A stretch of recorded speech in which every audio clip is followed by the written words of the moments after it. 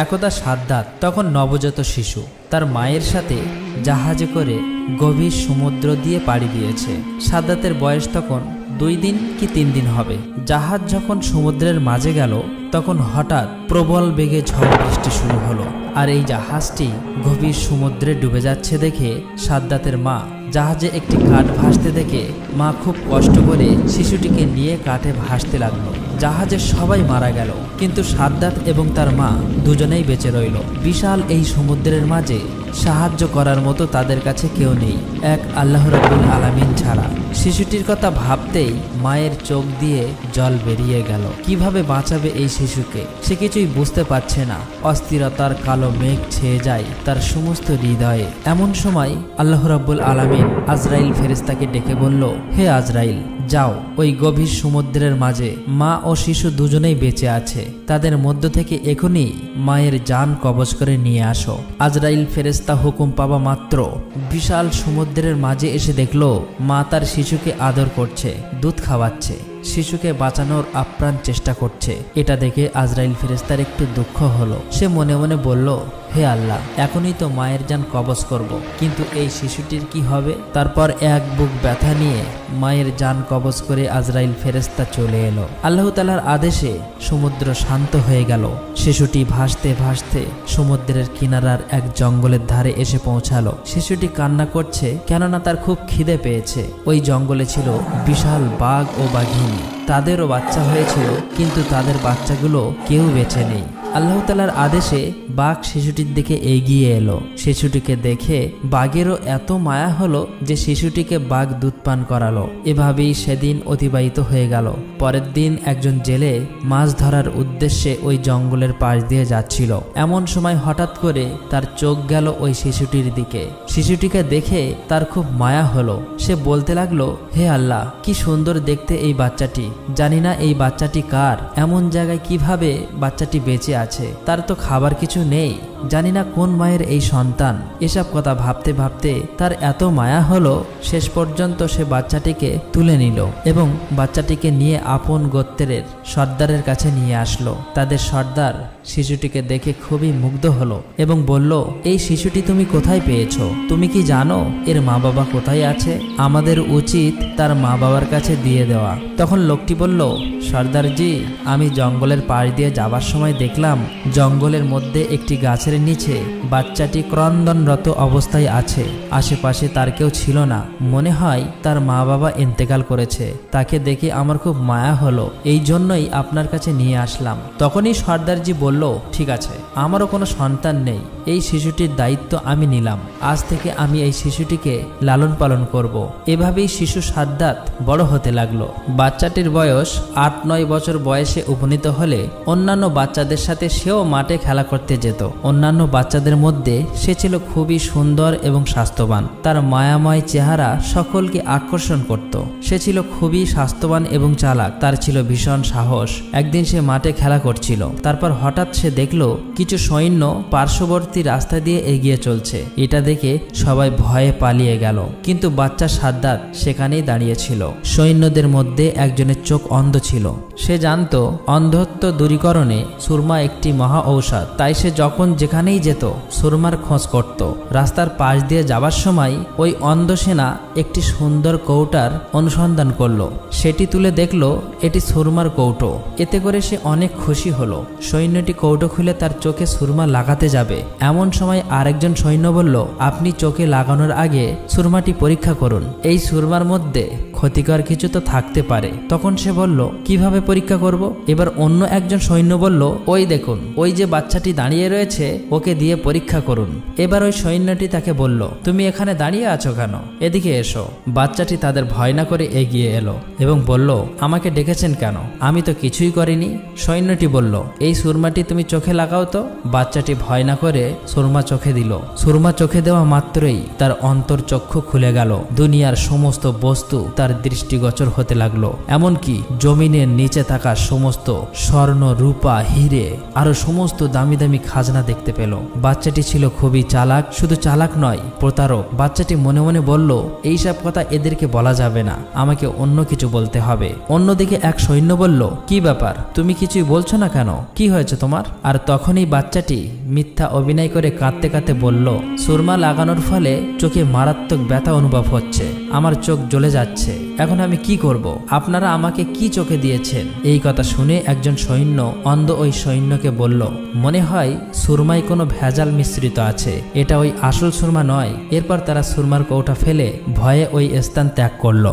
বাচ্চাটি দ্রুত ওই সুরমার কৌটা নিয়ে বাড়িতে চলে এলো। বাড়িতে এসে তার বাবার নিকট বলল, বাবা, আমি এমন এক জিনিস পেয়েছি যেটা দিয়ে খুব তাড়াতাড়ি আমরা রাজা হয়ে যাব। তখন তার বাবা বলল, কি এমন পেয়েছো?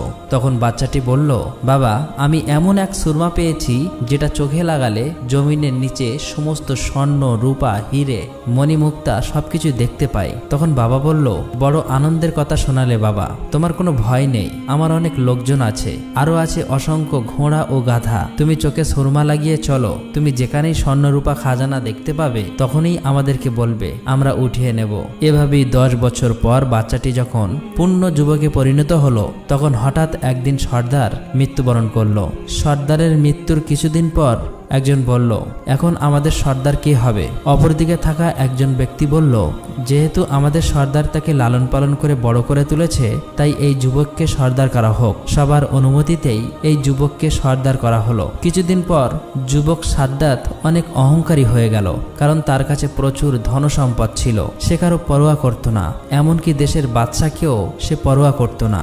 এভাবেই কয়েক বছর পর তার প্রশিক্ষণপ্রাপ্ত সৈন্য দ্বারা দেশের বাদশাকে পরাজিত করে সে নিজেই দেশের বাদশার সিংহাসনে আরোহণ করল।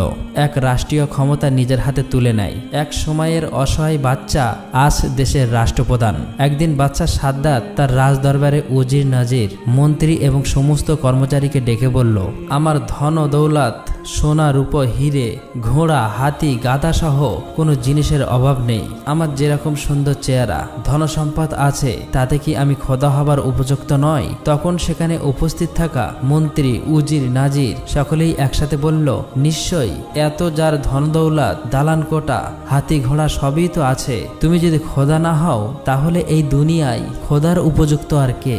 এত সুন্দর ভরা মণিমুক্ত, হিরে জহরত, এত কর্মচারী, এত লোক সবই তো আছে, তাহলে তুমি খোদার উপযুক্ত। তখন বাচ্চা সাদ্দাতের আরো অহংকার বেড়ে গেল। সে তখন বলল, কাল থেকে এই দেশে কোনো মানুষই যেন গাছ পূজা বা পাথর মূর্তি পূজা না করে, সবাই যেন বাদশা সাদ্দাতকে পুজো করে। আসলেই বাদশা সাদ্দাতের উপর কথা বলার মতো সাহস কারো ছিল না।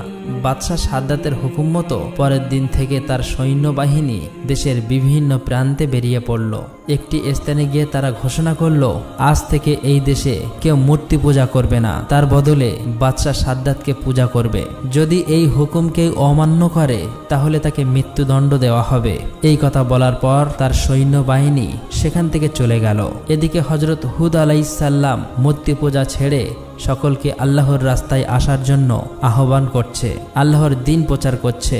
কিন্তু বাদশা সাদ্দাতের সৈন্যদের মুখে এমন কথা শোনার কিছুদিন পর হযরত হুদ আলাইহিস সালাম বাদশা সাদ্দাতের দরবারে এসে হাজির হলেন। হযরত হুদ আলাইহিস সালাম বললেন, হে বাদশা সাদ্দাত, তুমি নাকি নিজেকে পূজা করতে বলেছ, তুমি নাকি খোদা এই দাবি করছো, তোমার এত সাহস কে দিয়েছে?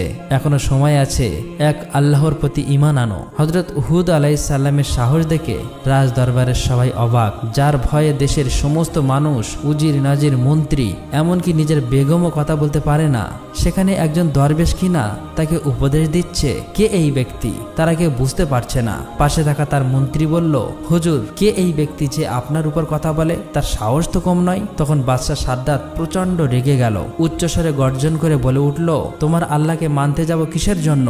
আমি নিজেই খোদা। তখন হযরত হুদ আলাইহিস সালাম বললেন, আল্লাহ পরম করুণাময়, তিনি আপনাকে দুনিয়ায় সুখে রাখবেন এবং মৃত্যুর পর তোমাকে বেহেশতে থাকতে দেবে। এই কথা শুনে বাদশাহ সাদ্দাত বলল, তোমার আল্লাহ কি আমার চেয়েও সুখী? হযরত হুদ আলাইহিস সালাম বললেন, নিশ্চয়ই আল্লাহ তাআলা নেক বান্দাদের জন্য বেহেশতে তৈরি করেছেন। দুনিয়া ছেড়ে চলে যাবার পর পরকালে বেহেশতে রয়েছে। বেহেশতে রয়েছে অতুলনীয় শোভা, অফুরন্ত সুখ। সেখানে কোনো কিছুর অভাব নেই। সেখানে থাকবে হুর, কত খাবার যা দুনিয়ার সমস্ত খাবারের স্বাদের থেকে আলাদা। থাকবে মধু, দুধের নহর। এই কথা শুনে বাদশাহ সাদ্দাত হা হা করে হেসে উঠল এবং বলল, রেখে দাও তোমার আল্লাহর বেহেশতের কাহিনী। এমন আজগবি গল্প কতই না শুনেছি। হযরত হুদ আলাইহিস সালাম বললেন, এগুলো কোনো মিথ্যা গল্প নয়, এগুলো সত্যি। আল্লাহ তাআলার এমন অপরূপ বেহেশত তোমার কি পছন্দ হয় না?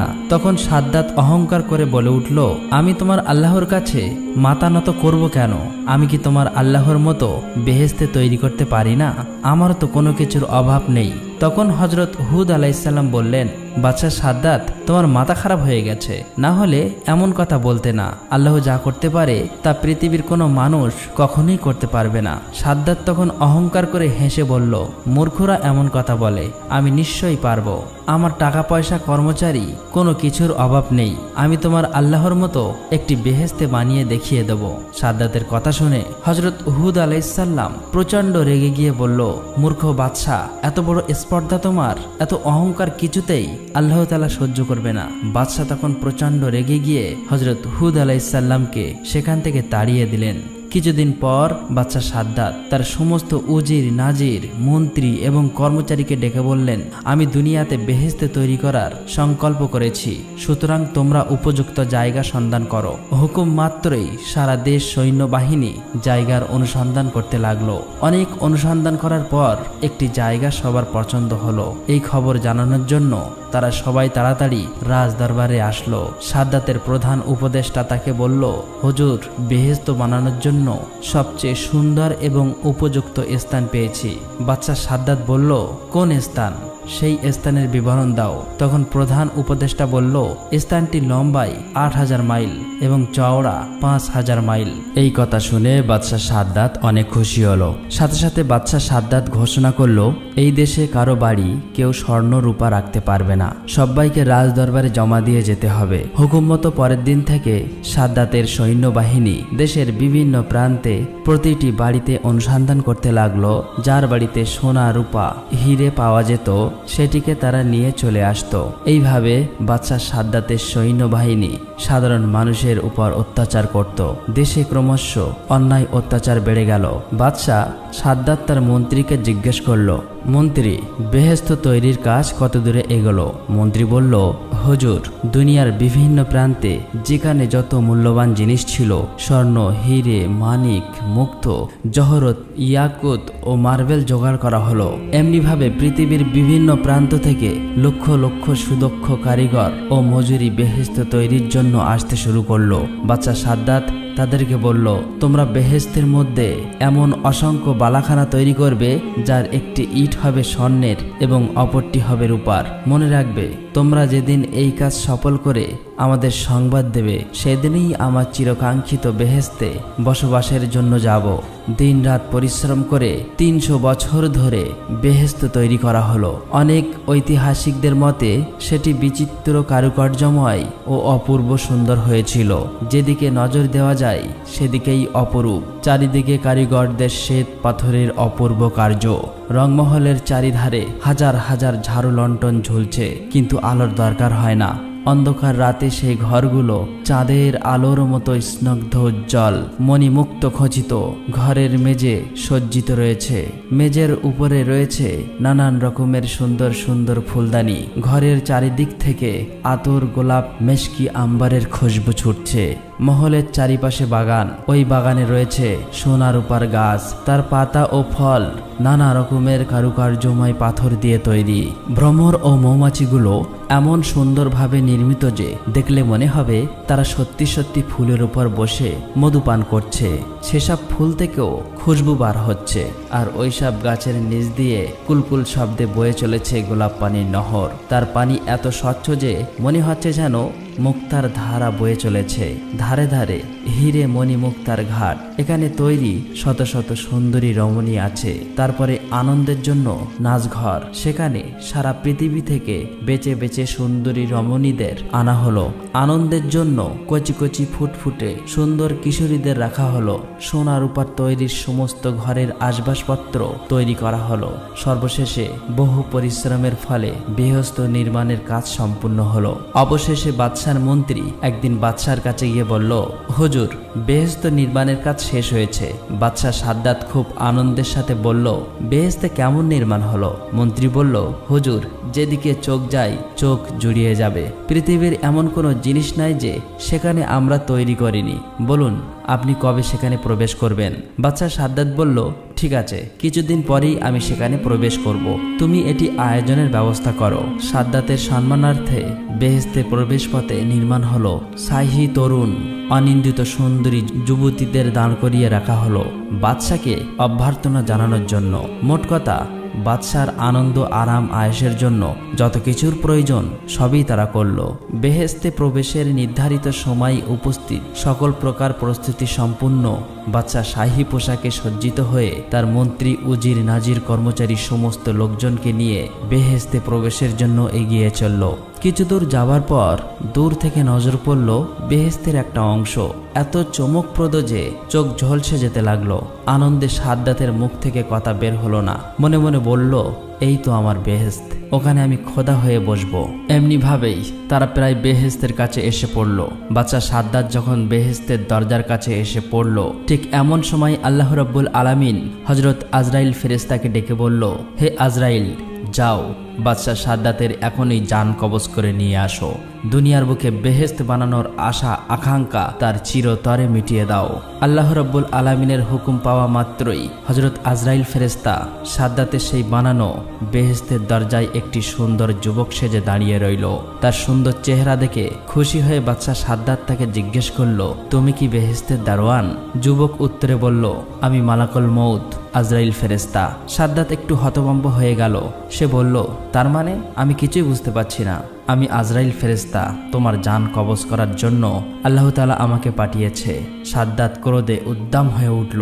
চিৎকার করে বলল, সাবধান, আমার সঙ্গে তামাশা! কারো অপেক্ষা না করেই সে নিজেই তার সঙ্গে মোকাবেলা করার জন্য প্রস্তুত হলো। কিন্তু কি আশ্চর্য, সে ওখানেই পাথরের মতো থমকেই রইল। ভয়ে তার সারা শরীর দিয়ে ঝরঝর করে ঘাম বের হতে লাগলো। চিৎকার করে বলল, সৈন্যগণ, শত্রুকে মোকাবেলা করো। তখন আজরাইল ফেরেশতা অট্টহাসি হেসে বলল, কোথায় তোমার সেই বিশাল সৈন্য সামন্ত? কোথায় তোমার সেই বিশাল ক্ষমতা? সাদ্দাত ভালো করে লক্ষ্য করে দেখল তার সৈন্য সামন্ত, উজির, নাজির, মন্ত্রী, কর্মচারী যে যেখানেই ছিল সবাই একেবারে নিশ্চিহ্ন হয়ে গেছে। সাদ্দাত এবারে ঠকঠক করে কাঁপতে লাগলো। তারপর নত হয়ে ভীত কণ্ঠে বলল, সত্যি কি তুমি আজরাইল? হযরত আজরাইল ফেরেশতা বলল, হ্যাঁ, সত্যিই আমি আজরাইল, কিন্তু দেরি করার আমার আর সময় নেই। আল্লাহর হুকুম পালন করতেই হবে। এখনই তোমার জান কবজ করে নেব। সে শিশুর মতো অসহায়ভাবে হাউ হাউ করে কেঁদে উঠল। মিনতি করে হাত জোড় করে পায়ে ধরে বলে উঠল, সামান্য সময় দাও হে আজরাইল। অনেক সাধ করে বহু বছর ধরে আমি বেহেশত তৈরি করেছি। একটু সামান্য দেখার সুযোগ দাও। তীব্র গর্জন করে হযরত আজরাইল ফেরেশতা বলল, খবরদার, এক পাও এগিয়ে আসবে না। সাদ্দাত হাউমাউ করতে শুরু করে দিল। সেই অবস্থাতেই হযরত আজরাইল ফেরেশতা তার জান কবজ করে চলে গেল। তারপর হঠাৎ একটা ভয়ঙ্কর এবং ভীষণ আওয়াজে সাদ্দাতের তৈরি সেই স্বাদের বেহেশত একেবারে মাটির সঙ্গে মিশে গেল। পৃথিবীর জমিনে তার আর কোনো চিহ্ন রইল না। পৃথিবীর জমিনে অহংকারের ফল কিরূপ হয় সেটা শুধু রয়ে গেল মানুষের মনে। একদিন হযরত আজরাইল ফেরেশতা আল্লাহর দরবারে উপস্থিত হয়ে বললেন, আপনার নির্দেশে আমি মানুষের জান কবজ করে থাকি। এতে আমার কোনো মায়া দয়া লাগে না। তবে দুটি মানুষের জান কবজ করার সময় আমার একটু মায়া হয়েছিল। তার মধ্যে একজন হলো ওই মহিলা যে বিশাল সমুদ্রের মাঝে জাহাজ ডুবে যাওয়ার পর আপন শিশুকে নিয়ে একটি কাঠের উপর ভাসছিল। আর তখনই আপনি তার জান কবজ করার জন্য নির্দেশ দিয়েছিলেন। আমার তখন বাচ্চাটির জন্য বড়ই মায়া হয়েছিল যে এই শিশুটির অবস্থা এখন কি হবে, কে তাকে দুধ খাওয়াবে, দেখাশোনা করে বড় করে তুলবে। আর একজন হলো এই বাদশাহ যে কয়েকশো বছর ধরে সাধনা করে একটি মনোরম বেহেশত বানিয়েছিল। অতঃপর সে যখনই ওই বেহেশতে প্রবেশ করতে গেল ঠিক তখনই আমাকে আপনি জান কবজ করার আদেশ দিলেন। আমার তখন বড়ই খারাপ লাগছিল এই জন্য যে সে তার নির্মিত বেহেশতকে এক পলকের জন্য দেখে যেতে পারল না। হযরত আজরাইল ফেরেশতার এমন কথা শুনে আল্লাহ রাব্বুল আলামিন বললেন, হে আজরাইল, যে বাদশার জন্য তোমার মায়া দয়া হলো, যার জন্য তুমি আফসোস করছো, সে তো ওই শিশুটি ওই বিশাল সমুদ্রের মাঝে জাহাজ ডুবে যাবার পর যার মায়ের জান কবজ করতে তোমার মায়া হয়েছিল। হে আজরাইল, তুমি কি জানো না যে শিশুটি বড় হয়ে আমার নাফরমানি করেছে, অহংকার করেছে, আল্লাহ তাআলার অস্বীকার করেছে, আল্লাহর হুকুমের বিরোধিতা করেছে। তাই আমি তার বেহেশতে পা রাখার সুযোগ দেইনি, বরং তার ভিতরে প্রবেশের আগেই সব ধ্বংস করে দিয়েছি। প্রিয় দর্শক, এই ঘটনা থেকে আমাদের শিক্ষা নেওয়া উচিত। আল্লাহর নিয়ামতকে অস্বীকার করলে, অহংকার করলে এর পরিণতি খুবই খারাপ হয়। আমরা এই পৃথিবীতে আল্লাহর নিয়ামতের মাঝে ডুবে থেকেও অহরহ নাফরমানি করে চলেছি, আল্লাহর হুকুমের বিরুদ্ধে আচরণ করছি। এই সমস্ত জিনিসকে আমাদের বর্জন করতে হবে। সকল খারাপ কাজ ছেড়ে দিয়ে সহজ সরল পথে চলার চেষ্টা করা উচিত। আল্লাহ তাআলা যেন আমাদের সকলকে হিংসা, অহংকার, সুদ, ঘুষ, হারাম আরো সকল প্রকার খারাপ কাজ থেকে দূরে সরিয়ে রাসূল সাল্লাল্লাহু আলাইহি ওয়াসাল্লামের দেখানো পথে চলার তৌফিক দান করুক। আমিন। Thanks for watching. Like, comment and subscribe.